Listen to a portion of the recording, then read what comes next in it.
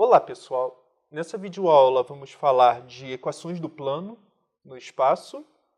A ideia que eu quero deixar mais claro possível é que a gente vai usar muito a linguagem vetorial para achar as equações do plano que a gente vai ter, etc., desde resolver sisteminha linear que provavelmente muitos de vocês faziam antigamente. Então, a ideia é o seguinte. Uma equação do plano, muitas vezes que a gente vai trabalhar, fica com esse formato. O que significa isso? Eu não estou aceitando planos verticais quando eu escrevo desse jeito. Pensa sempre no cálculo 1. Se eu escrever y igual a x mais b, e a reta é sempre inclinada, mas nunca vertical. Nesse caso aqui, o z igual a x mais by mais c, o a e o b a gente chama de coeficientes angulares, e o c, coeficiente linear. O que quer dizer isso? Pensa no meu espaço. Eixo y, o x para cá e o z para cima. Se só pensar no plano YZ, esse B aqui ele vai dar inclinação nesse sentido. Quanto mais inclinado for, maior é o B. Negativo para fazer isso. Então, aqui faz isso. O x, essa inclinação no A, está aqui inclinado. Eu vou decidir se eu vou girar assim ou assim. Então, são dois tipos de inclinação que a gente precisa para determinar o plano. O C ele vai trabalhar com translação, por isso que linear. Está aqui minha inclinação. Qual a altura que eu estou trabalhando? Então, eu vou deslocar. Muitas vezes, só para fazer o paralelo com o cálculo 2, o A e o B, em algum sentido, vai ser as derivadas. No caso, derivada parcial, um em relação a x, outro em relação a y. Mas isso a gente vai ver mais tarde. Mas, na verdade, quando a gente quer trabalhar com equações também nesse sentido, vertical, a equação geral mesmo do plano é com esse formato aqui. O C pode ser zero ou diferente de zero. Se for diferente de zero, a gente pode escrever assim. Se for zero, não podemos escrever assim. E pensando novamente em derivada, muitas vezes vai ser interessante saber a equação do plano que passa por x0, y0, z0. A gente sabe o ponto e quer achar os coeficientes angulares. Então, muitas vezes, a gente escreve como a vezes x menos x0, mais b vezes y menos y0, mais c vezes z menos c0. Repara que o a, o b e o c, em algum sentido, é a minha inclinação. O a está aqui, tem a mesma inclinação que essa equação aqui de cima, e o d é ajeitado para que passe no ponto x0, y0, z0. Pode olhar que o d aqui vai ser menos ax0, menos by0, menos cz0. Tá, sabendo isso aqui tudo, a pergunta é, vamos pensar geometricamente, como que obtemos um plano? Quando o plano está unicamente bem definido, digamos assim.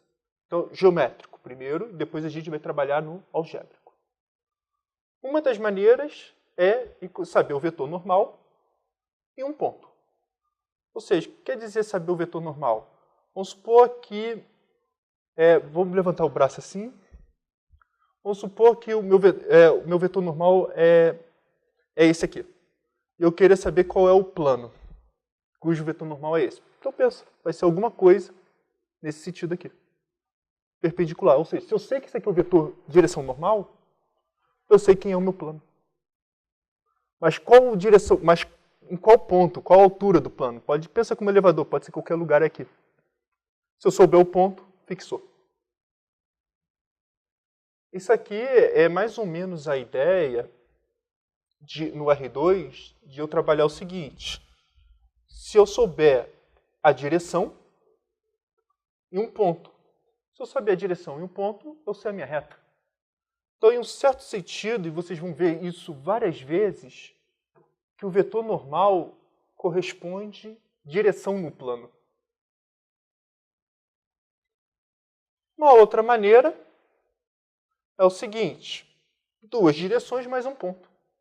Se eu tenho uma direção, outra direção, eu tenho um plano. E um ponto para saber qual a altura que está. ou 3 pontos não colineares. Os 3 pontos não colineares, por quê? 3 pontos determinam um triângulo. Determinou o triângulo, nós temos a área, tudo que tiver região. Estenda o plano, definido pelos 3 pontos, por esse triângulo. Então, vamos fazer cada uma delas em equações. Então, o primeiro caso, eu estou supondo que eu sei o meu vetor normal, que eu vou escrever como ABC. O meu ponto P, que eu vou escrever como x0, y0, z0. E agora eu vou pensar como geometria analítica. Eu tenho uma direção, eu vou colocar exatamente no ponto P o meu vetor, aquele deslocamento que a gente sempre faz nível geometria analítica. Álgebra linear está sempre no zero. Então, como que a gente faz? Então, vamos pensar geometricamente o lugar geométrico. Então, se eu pegar qualquer ponto desse plano, que eu sei que já é plano por geometria, eu pegar um ponto qualquer, vamos chamar esse ponto aqui de x, y, z. E eu queira achar a equação do plano. Qual é a relação que ele tem em relação a P e N. Então, o que a gente faz? Pega um vetor, ligando daqui até aqui. Então, isso aqui vai ser exatamente x, y, z, menos x0, y0, z0. Esse é o meu vetor.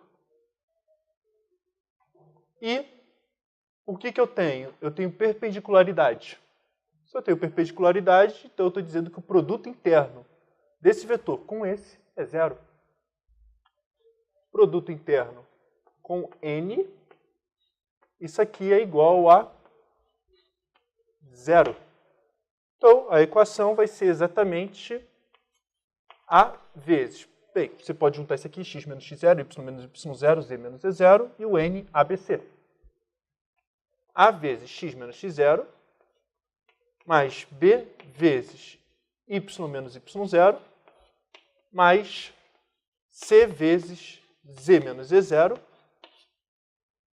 Isso aqui é igual a zero. Essa é a primeira equação. O ABC agora tem uma interpretação geométrica. No segundo caso, duas direções, U e V. Eu vou falar agora linearmente independente, porque se eu der U e V é a mesma coisa, não tem plano. Tem que ser um aqui, outro para o outro lado. E um ponto, x0, y0, z0. Então vamos fazer sentido paramétrico primeiro, álgebra linear. Vamos pensar um pouco geometricamente. Se reta era um parâmetro, o parâmetro t, o plano precisa de 2 graus de liberdade, 2 parâmetros. Então, a questão é o seguinte, vamos pensar no 0, 0, 0. Tá? Vamos pensar num plano que passa pela origem. Se eu tenho um vetor U, né, dentro do plano, então t vezes U também está contido no plano. Tá? Plano gerado por U e V, sem esquecer o P. Esquece o P por enquanto. Se eu tenho um V, com certeza S vezes V também está no plano, para qualquer S real. Se eu tenho essa direção e essa direção, qualquer combinação entre elas também está no plano. Essa equação aqui é um plano. Pego um vetor, multiplico o valor que eu quiser, pego o outro, multiplico quanto eu quiser. Eu tenho um plano. Tá, e se eu quiser, peguei um aqui. 1, 2. Faz as projeções. E a questão é que agora eu preciso deslocar, eu preciso garantir que esse plano que tem essas duas direções ainda passa o x0, y0, z0. Então, mais P. E essa é a equação do plano. T vezes U, mais S vezes V, mais P, onde S e T são reais. Um outro, repara novamente, bem semelhante com a equação da reta, ou no espaço ou no ponto, né? Pega a direção, multiplica e depois desloca o ponto. A outra equação, fazendo desse jeito aqui, o que a gente precisa? Tem U e V, eu preciso achar a direção normal. Então eu pego N igual a U produto vetorial V. Fazendo o produto vetorial V, então agora o que eu vou fazer é considerar x, y, z, menos o meu ponto P, que eu sei quem é, e faço o produto interno com N. E essa seria a minha equação do plano, com duas direções e um ponto. Aqui é a mesma coisa no fundo, agora quando eu tenho 3 pontos. Vamos pensar vetorialmente. Se eu tenho 3 pontos não colineares, então o que significa que eu vou ter 2 direções, pelo menos. Então eu vou pegar U igual a P1 menos P0 e V igual a P2 menos P0. Depois, repete tudo do que está sendo feito. Já tem 2 direções e o ponto. Tá? Só para fazer os desenhos, eu tenho um ponto, 2 pontos, 3 pontos não colineares, P0, P1, P2. Eu estou dizendo que esse aqui é o meu U, eu estou dizendo que esse aqui é o meu V. Então eu tenho tudo direito. Então, e repete o caso 2.